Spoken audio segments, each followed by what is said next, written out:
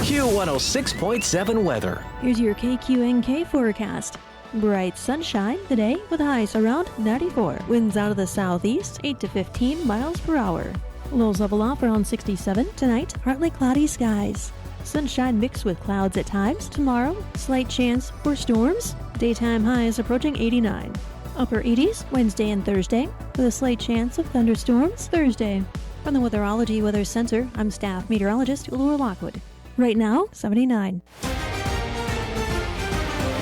Covering Kansas and Nebraska, this is KQNK News on Classic Hits Q106.7 and Superstar Country 102.5.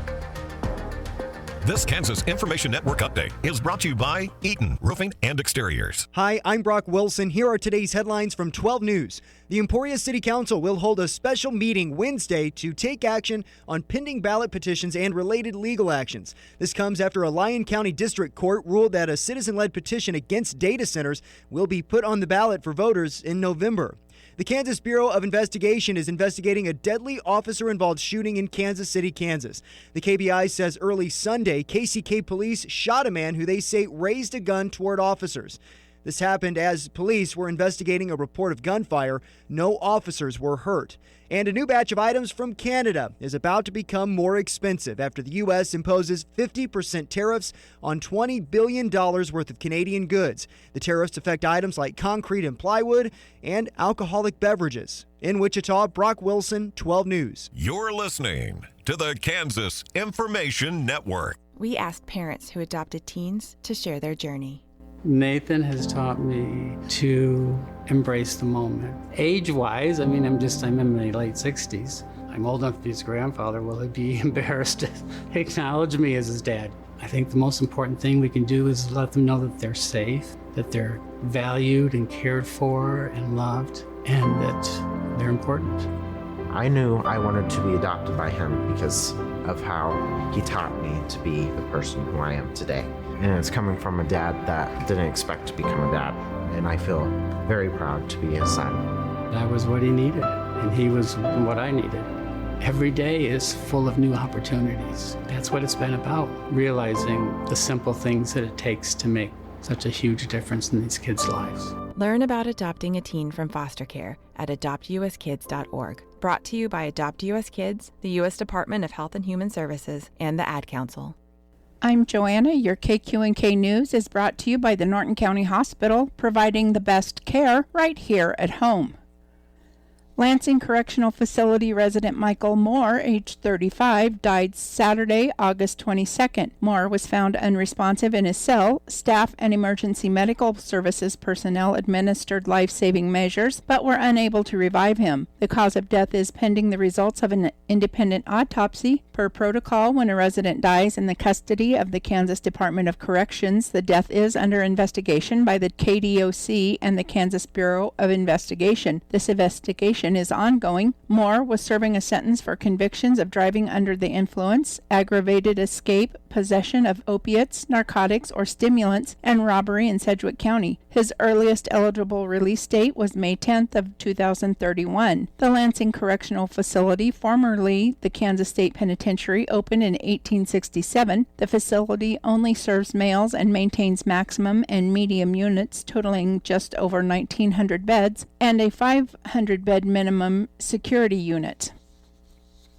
The Republican River Compact Administration will hold its annual meeting at 9:30 Central Time on Thursday, August 27th at the McCook Community College East Campus, located on East 7th Street in McCook, Nebraska. The RRCA meeting will focus on water-related issues and activities, including compact compliance within the Republican River Basin in Kansas, Colorado, and Nebraska. In addition, RRCA will hold a working session to prepare for the annual meeting at 8:30 Central Time, also at the McCook Community College East Campus location. Both the work session and the annual meeting are open to the public. Kansas, Colorado, and Nebraska entered into the Republican River Compact in 1943 to provide for the equitable division of the basin's waters, remove causes of potential controversy, and promote interstate cooperation and joint action by the states and the U.S. in the efficient use of water and the control of destructive floods. The RRCA is composed of 3 commissioners representing Kansas, Colorado, and Nebraska: KDA DWR Chief Engineer Earl Lewis, Colorado State Engineer Jason Ullman, and Nebraska Department of Water, Energy, and Environment Chief Water Officer Matt Manning. Individuals who have questions regarding the meeting should contact Chris Badel, KDA Water Management Services Program Manager.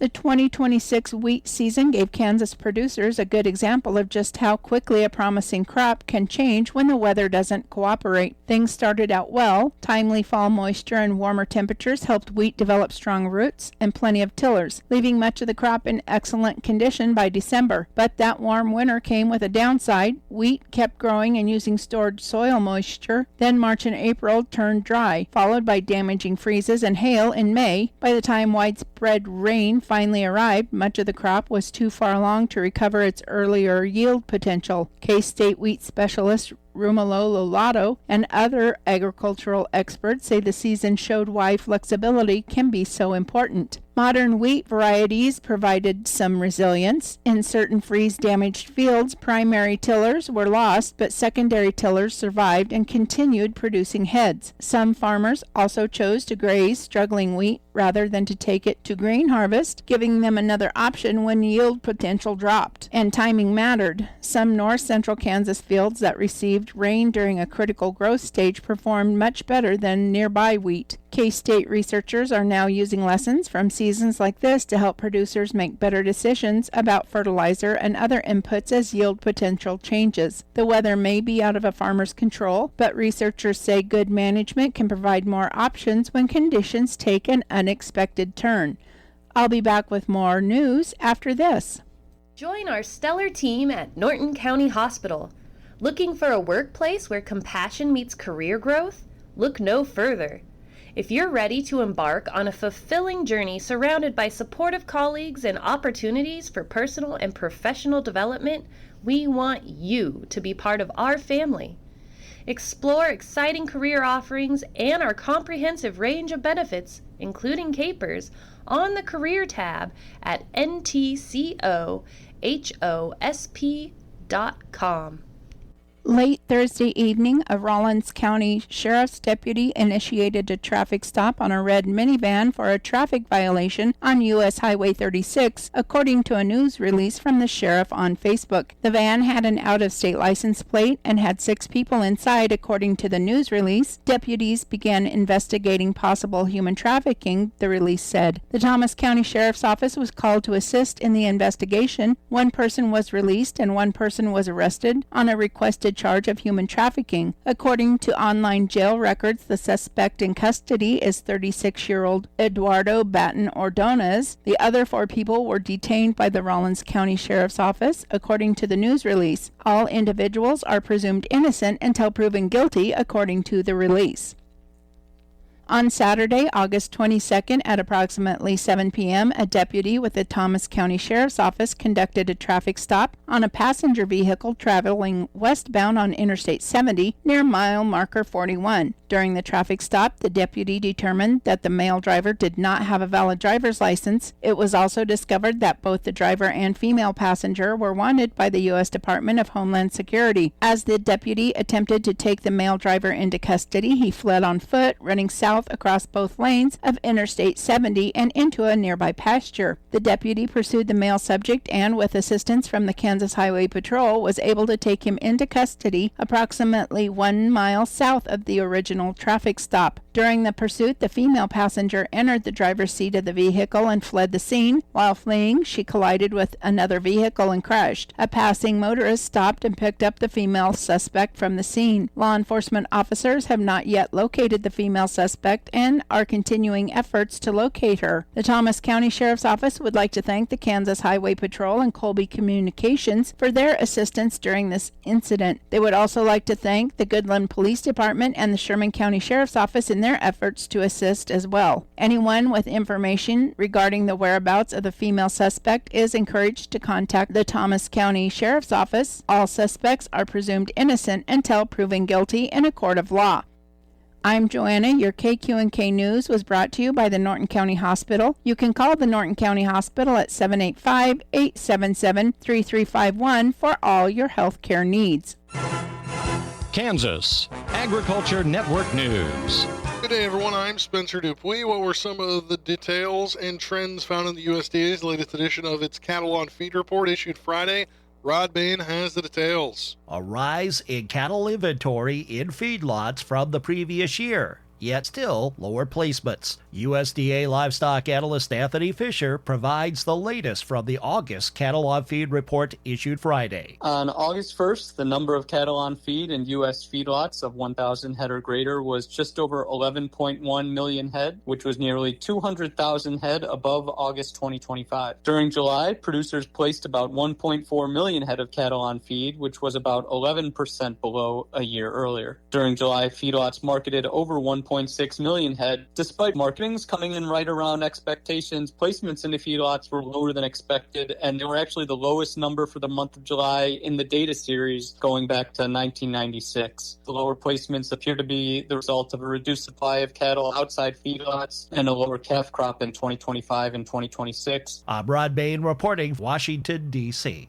Thanks, Rod. In other news, Pro Farmers projecting a smaller U.S. corn crop in 2026 after its annual crop tour found lower yields across much of the Corn Belt. The organization estimates the national corn yield at 173.2 bushels per acre, with production totaling 15.344 billion bushels. The year forecast is about 5% below 2025 levels and marks the first time in 3 growing seasons that the Pro Farmer has not projected a record yield.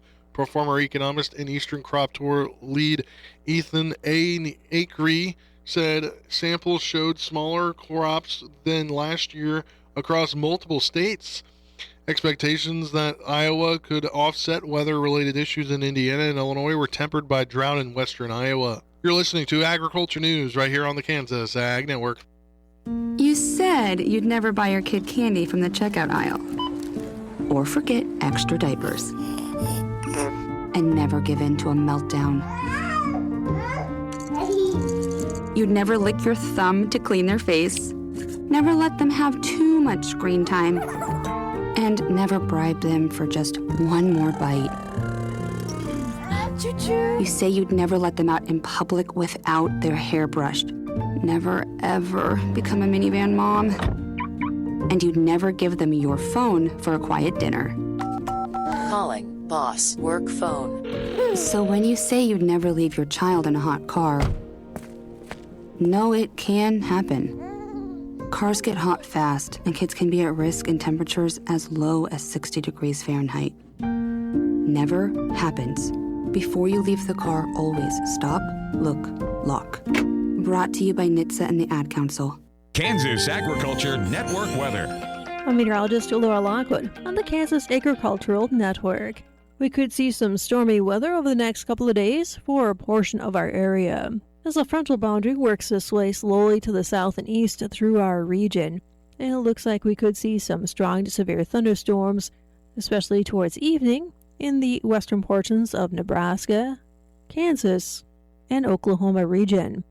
Then as we head into Tuesday, we'll have that area of concern drift a little bit further to the south and east, still impacting a good portion of Nebraska as well as central and western portions of Oklahoma. These are the areas of concern where we could see some larger hail and destructive winds. Taking a closer look at our forecast for the area, we'll see highs in the mid to upper 90s in northwestern and southwestern portions of Kansas.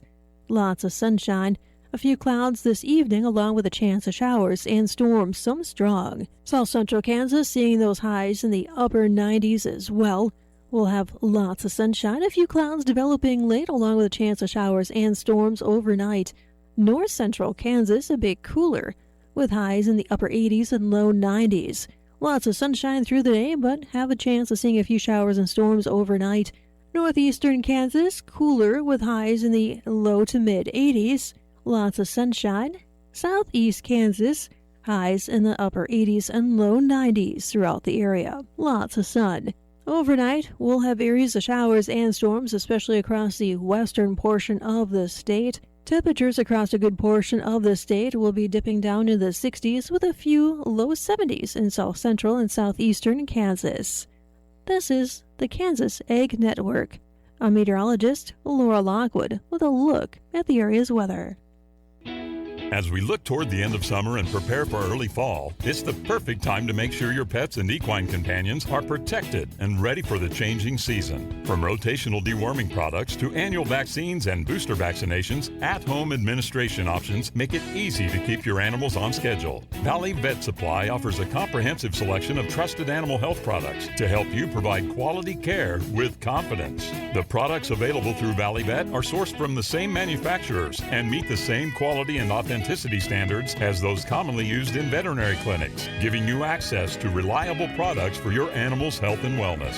At valleyvet.com, you'll find exceptional value and a large selection of meds and more, shipped fast and free on most orders over $75. Find your ranching needs at valleyvet.com or shop their store in Marysville. Valleyvet.com, valleyvet.com, Valley Vet Supply.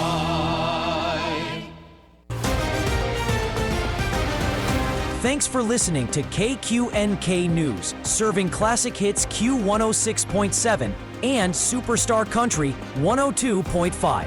Stay connected to your community 24/7 at KQNK.com and never miss a beat. Grab the free KQNK app for your smartphone.